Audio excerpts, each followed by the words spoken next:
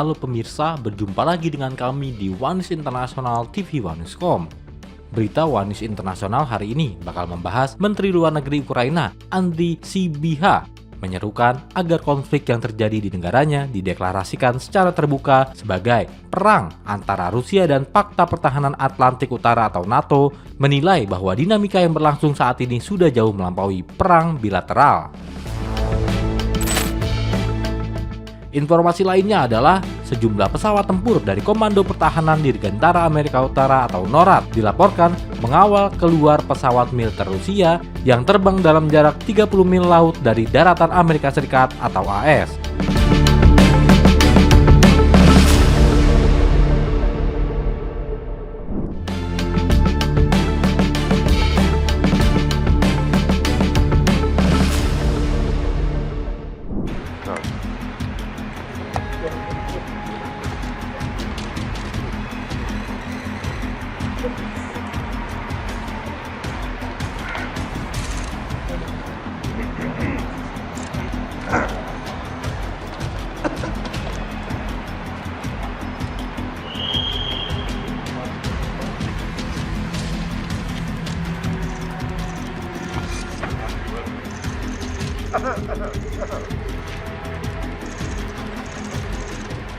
Menteri Luar Negeri Ukraina, Andriy Sybiha, menyerukan agar konflik yang terjadi di negaranya dideklarasikan secara terbuka sebagai perang antara Rusia dan Pakta Pertahanan Atlantik Utara atau NATO, menilai bahwa dinamika yang berlangsung saat ini sudah jauh melampaui perang bilateral.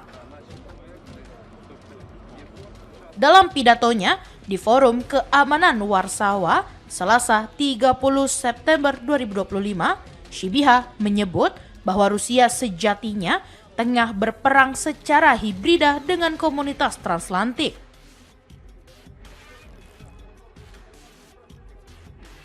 Ia menilai keterlibatan militer dan dukungan strategis dari negara-negara barat membuat konflik di Ukraina bukan lagi sekedar konfrontasi dua negara. Sementara itu, peringatan lain datang dari Moskow. Juru bicara Kementerian Luar Negeri Rusia, Maria Zakharova, mengatakan bahwa Eropa kini berada di ambang Perang Dunia III, terutama jika terbukti bahwa Ukraina berencana melakukan operasi bendera palsu di Polandia dan Rumania. Menurutnya, Kiev melakukan kemampuan untuk memperbaiki atau memodifikasi drone Rusia yang jatuh, lalu menggunakannya untuk menyerang fasilitas militer NATO di wilayah kedua negara tersebut, sehingga serangan itu tampak seolah dilakukan oleh Rusia. Sementara itu, Dewan Atlantik Utara NATO sendiri menuduh Moskow berada di balik sejumlah insiden serangan drone yang terjadi di beberapa negara Eropa dan menyebabkan gangguan penerbangan. Namun, Kremlin membantah tudingan tersebut. Juru bicara Dmitry Peskov menyebut tuduhan yang dilontarkan pemimpin Uni Eropa dan NATO tidak memiliki dasar yang jelas. Ia memperingatkan bahwa semakin sering tuduhan tak berdasar diarahkan ke Moskow, maka semakin besar pula ketidakpercayaan komunitas internasional terhadap Ukraina.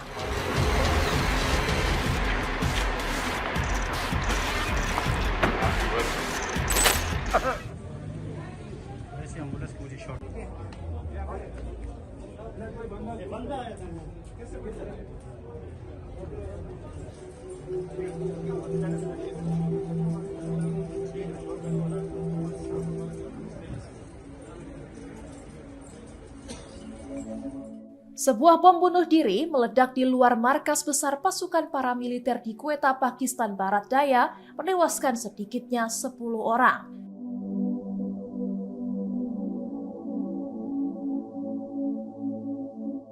Serangan itu juga menyebabkan sedikitnya 31 orang terluka, dengan 5 diantaranya dalam kondisi kritis.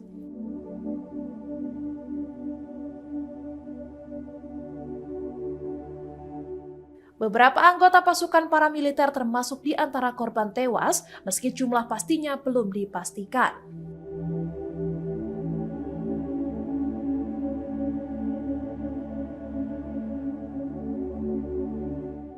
setelah ledakan sejumlah pria bersenjata menyerbu kantor pusat pasukan paramiliter.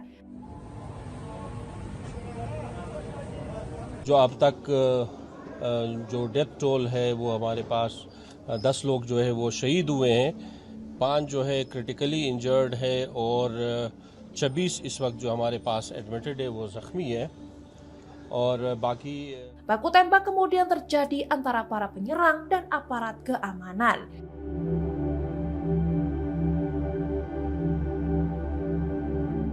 Pelaku bom bunuh diri menggunakan truk pickup untuk melancarkan aksinya.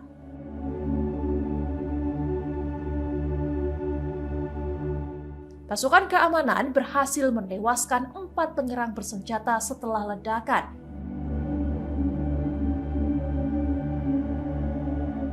Quetta, ibu kota provinsi Balochistan, kerap diguncang kekerasan karena berbatasan dengan Afghanistan dan Iran. Wilayah ini menjadi target serangan militan Islamis maupun kelompok separatis, meski belum ada pihak yang mengaku bertanggung jawab atas pengeboman tersebut.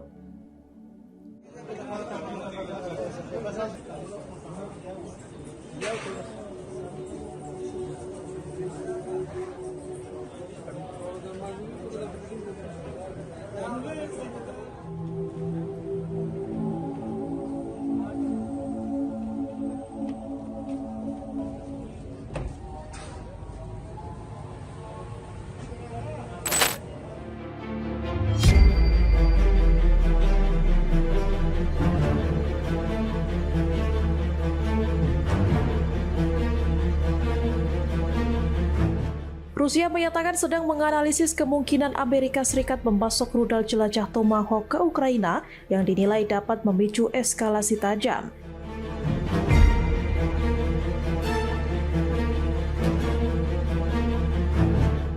Seorang peneliti dari American Enterprise Institute menilai langkah itu akan memperluas jangkauan serangan Ukraina secara signifikan.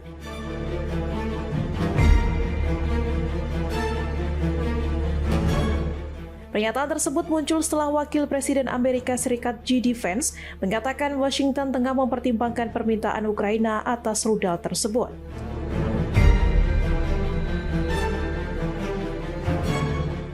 Presiden Donald Trump belum mengambil keputusan akhir, meski ia mulai menunjukkan frustasi terhadap penolakan Vladimir Putin menyetujui gencatan senjata.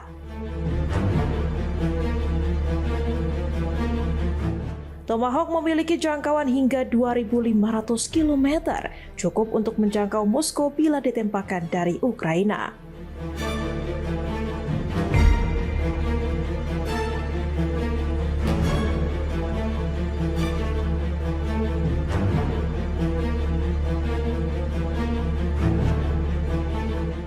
Presiden Ukraina Volodymyr Zelensky bahkan memperingatkan Kremlin agar mengetahui lokasi tempat perlindungan bom mereka. Namun belum jelas bagaimana mekanisme pengiriman rudal ini, termasuk apakah melalui negara Eropa yang bersedia menjadi perantara.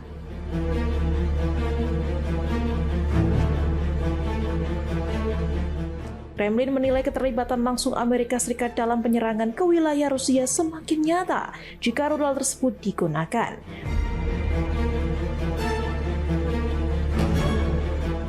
Putin sebelumnya juga sudah memperingatkan bahwa Rusia berhak menyerang fasilitas militer negara manapun yang memungkinkan Ukraina meluncurkan serangan ke wilayahnya.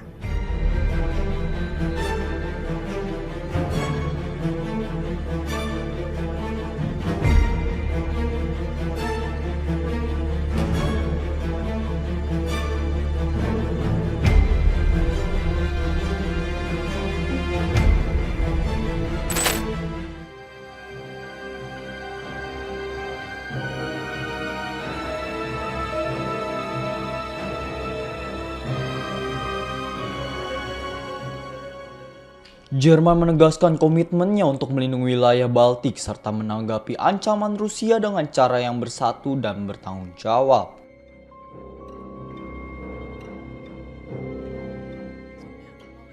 Menteri Pertahanan Boris Pistorius pada Senin 29 September menegaskan bahwa Rusia kini dipandang sebagai ancaman paling signifikan dan langsung terhadap NATO.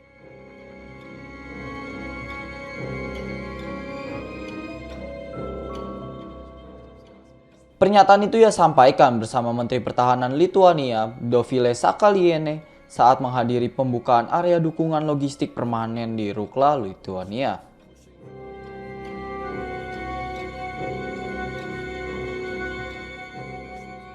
Pistorius menambahkan bahwa Jerman berkomitmen memperkuat pencegahan dengan mengirimkan sekitar 2.000 tentara untuk bertugas di Lituania pada pertengahan 2026.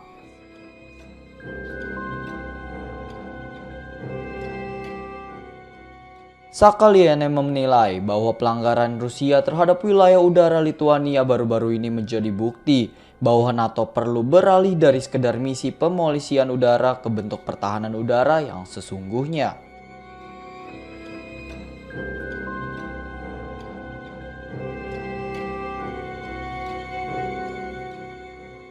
Ia menegaskan bahwa pembukaan fasilitas baru di Rukla bukan hanya terkait infrastruktur, melainkan juga melambangkan persatuan dan keandalan aliansi. Selain itu, para penjabat NATO menyoroti bahwa Rusia semakin sering melakukan provokasi dengan melanggar wilayah udara Polandia dan Estonia, bahkan terbang di atas fregat Jerman di Laut Baltik. Tindakan itu dinilai berbahaya, sembrono, dan mencerminkan upaya Presiden Vladimir Putin untuk memprovokasi sekaligus menguji kelemahan NATO.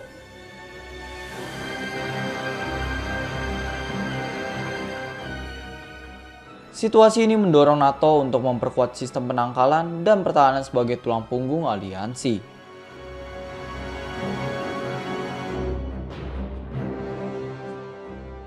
Pistorius menegaskan bahwa Jerman memandang serius tanggung jawabnya, menepati janji, mendukung sekutu, dan siap membela setiap jengkal wilayah Baltik bersama negara-negara anggota lainnya.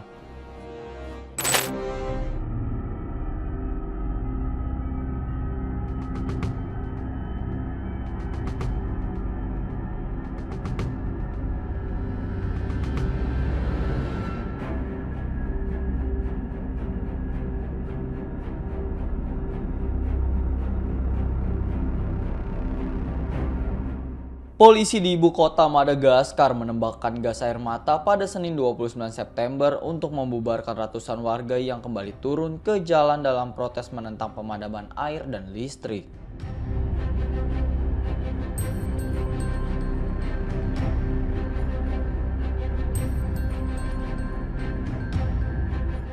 Banyak demonstran menyerukan pengunduran diri Presiden Andry Rajoelina.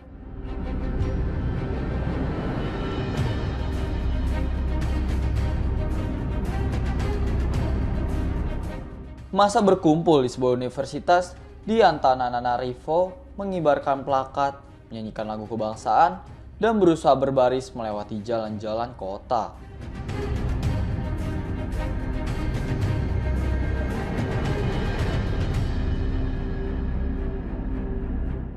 Protes ini merupakan kelanjutan dari aksi yang dimulai sejak Kamis lalu 25 September. Setelah pemadaman listrik berkepanjangan yang membuat rumah dan bisnis gelap selama lebih dari 12 jam.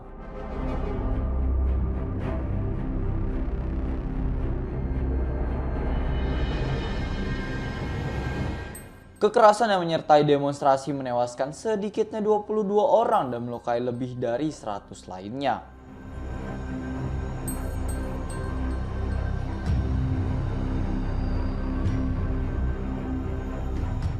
Kantor HAM PBB menuding pasukan keamanan menggunakan tanggapan kekerasan terhadap pengunjuk rasa, sementara korban lain tewas akibat kerusuhan oleh geng.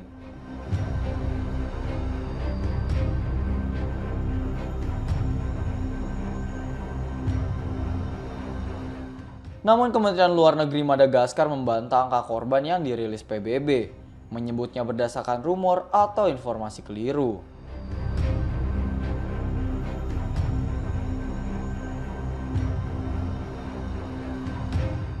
Terinspirasi dari gelombang protes Gen Z di Kenya dan Nepal, demonstrasi ini menjadi yang terbesar dalam beberapa tahun terakhir dan tantangan paling serius bagi Rajoelina sejak kembali terpilih pada 2023. Menyusul ekskalasi aksi, Pihak berwenang melakukan jam malam dari senja hingga fajar di Antananarivo.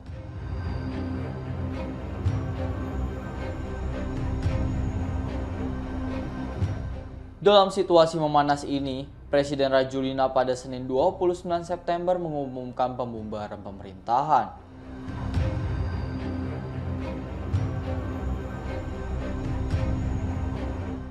Ia menegaskan, sesuai pasal 54 konstitusi, kabinet saat ini akan tetap bekerja sementara untuk menangani urusan sehari-hari hingga pemerintahan baru terbentuk.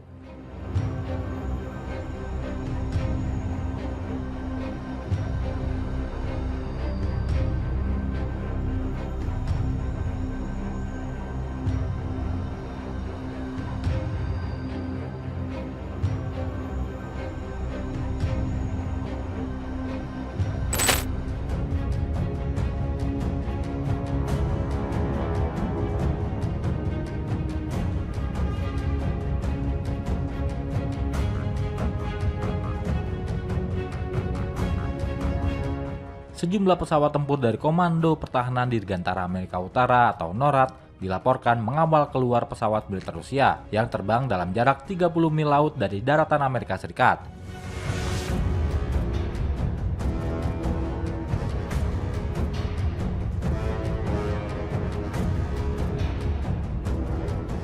Insiden ini terjadi pada Senin pekan lalu, 22 September 2025, saat NORAD melacak ada pesawat-pesawat Rusia memasuki zona identifikasi pertahanan udara Alaska.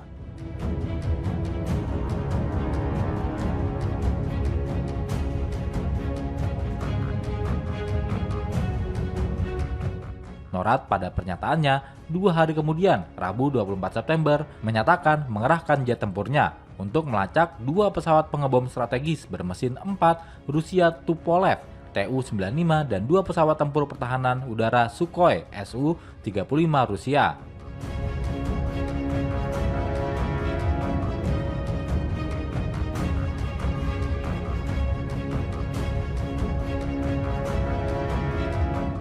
Rusia telah dituduh anggota NATO melanggar wilayah udara negara anggota aliansi keamanan tersebut dengan pesawat nirawak dan pesawat terbang.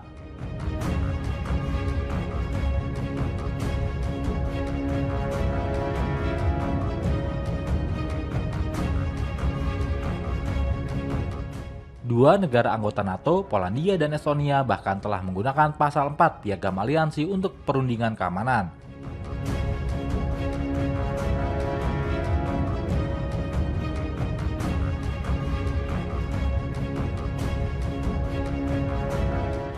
Dalam kasus terakhir, menyusul tuduhan Tallinn bahwa pesawat MiG-31 Rusia telah memasuki wilayahnya untuk menguji respons negara barat.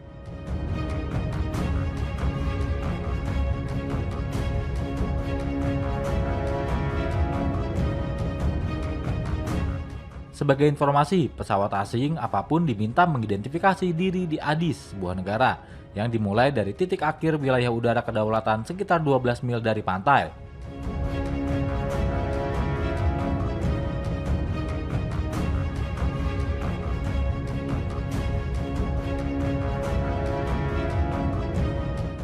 Terkait ini, NORAD menyatakan telah mencegat 4 pesawat Rusia yang memasuki Addis, Alaska.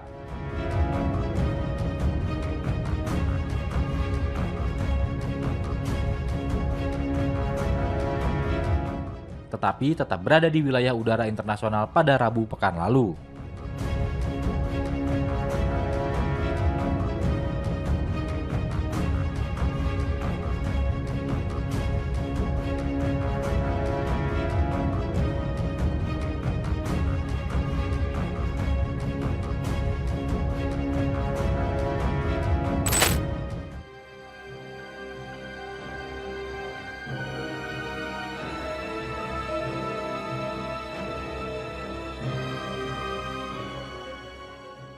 Dua negara raksasa dalam hal armada kapal perang Amerika Serikat dan Cina terus bersaing dalam kekuatan tempur masing-masing.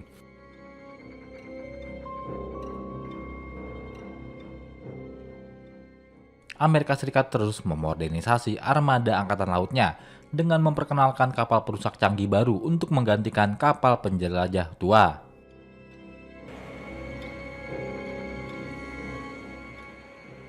Sementara musuh utamanya Cina membangun lebih banyak kapal perang.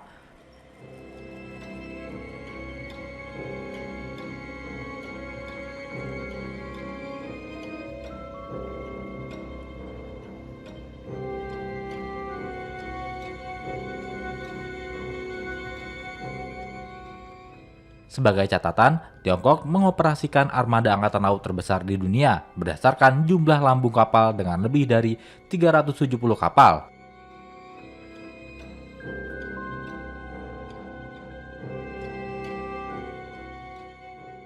Selama setahun terakhir, militer Tiongkok meningkatkan pembangunan kapal dengan meluncurkan kapal perang baru, termasuk fregat siluman dan kapal serbu amfibi yang mampu meluncurkan pesawat.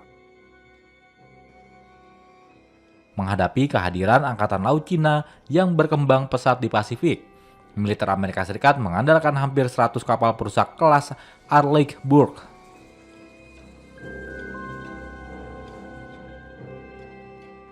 Kapal perang utamanya yang mampu menjalankan berbagai misi, baik yang sedang beroperasi, sedang dibuat, atau direncanakan.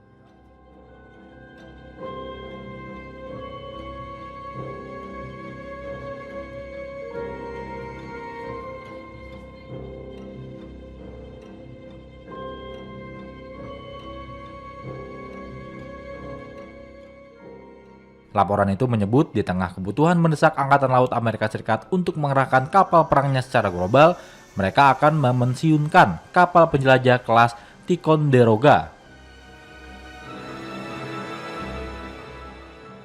yang telah mengalami modernisasi yang gagal dengan pembengkakan biaya dan penundaan. Hanya 3 kapal penjelajah yang akan diperpanjang masa pakainya setelah tahun fiskal 2026.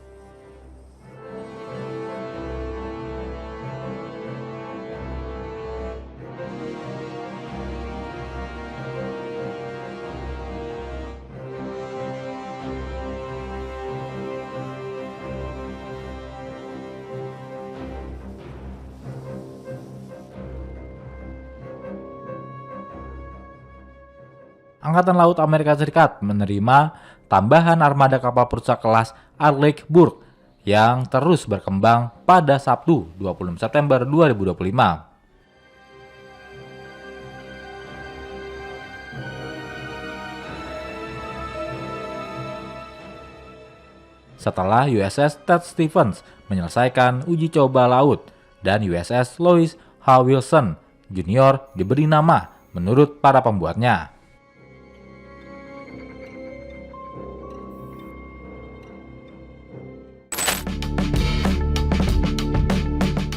Demikian informasi yang dapat kami sampaikan pemirsa. Terima kasih telah bergabung bersama kami. Sampai jumpa di One News Internasional berikutnya setiap pukul 8 malam hanya di kanal YouTube TV One Newscom.